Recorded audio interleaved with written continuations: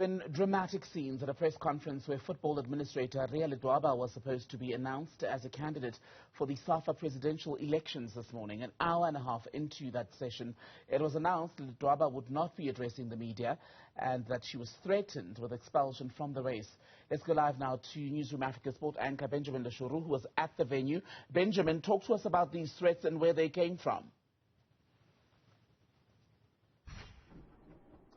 Good afternoon, Temegile. Dramatic scenes here indeed. Nothing like we've seen before. Obviously, we were here this morning, coming here to listen to Ria Ledwaba as she was about to announce a candidature for the upcoming presidential elections for the South African Football Association.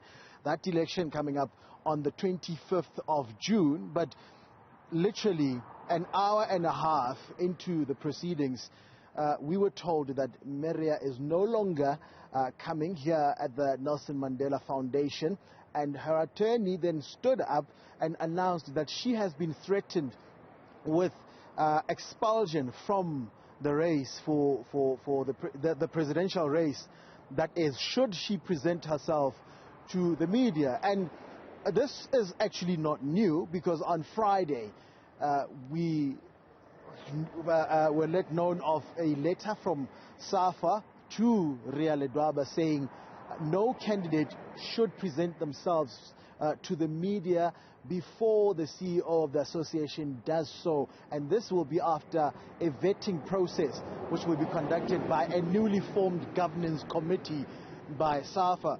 But it seems, or at the time at least, that Ria Ledwaba remained defiant that she will go ahead and host the press conference. Now, the attorney explained this morning that it was his advice, that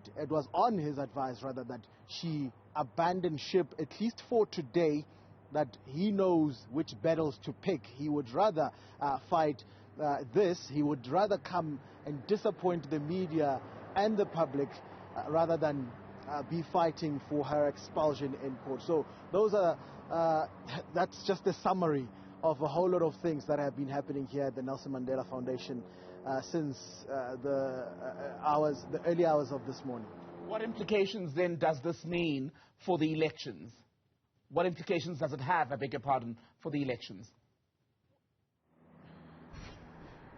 Well, the anticipation, Temegile, is that there will be some legal recourse for Ria Ledwaba, or coming from her camp, with regards to what now happens, because there was a statement, also a very scathing statement from former SAFA CEO Dennis Mumble, who says he was part of the writing of the laws and statutes of the South African Football Association, and he said, quote unquote, "This election does not have rules.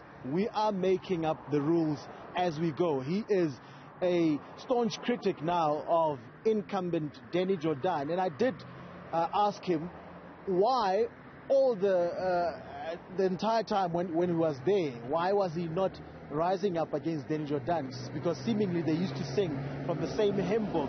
And he said this is the very reason he left in 2018 ahead of the election, where Danny Jordan ran unopposed, with Ngobo, then the former referee, pulling out on the morning of the election.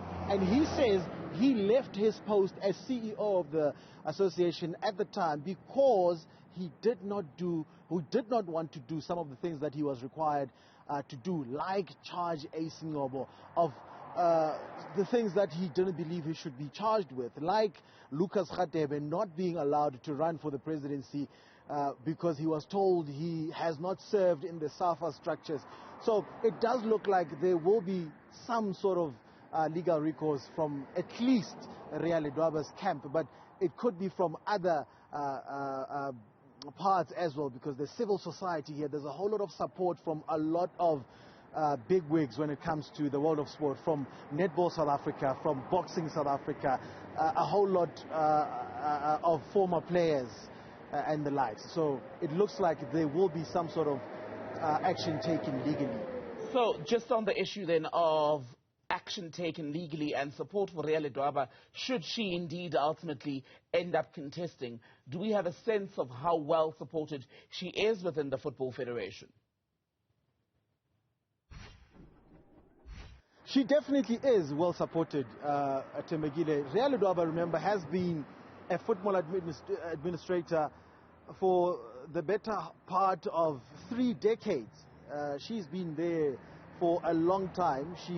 A lot of people will remember her as the chairperson of the now defunct Ria Stars back in the day, but she had been in football for some time before that. She has also been serving inside the structures of SAFA for quite some time, and because she is such a staunch supporter of women's football and the rise of women's football in the country, she's received a lot of support. And some might remember that in 2020 she was booted out of SAFA. She is the current vice president of SAFA, the first woman vice president, that is. She was kicked out of SAFA for writing to the sports minister, Natim Tetwa, highlighting some of the problems that are within the association, and the leadership of SAFA then did not take kindly to that. But 3 months later, she was then reinstated with public pressure, with the pressure from others inside football, inside the corridors of football, just seemingly too heavy for SAFA. So I suspect even now, even in this fight, it's going to be a whole lot of support for Ria Ledwaba. And this, trust you me, does not do her any harm. This incident here will actually, I suspect, give her some sort of support, or even more support, when it comes to this presidential race. Benjamin Leshoro, for now, thank you very much for that update. We'll talk more with Benji throughout the day about that story. Interesting to watch, of course, if you follow South African football.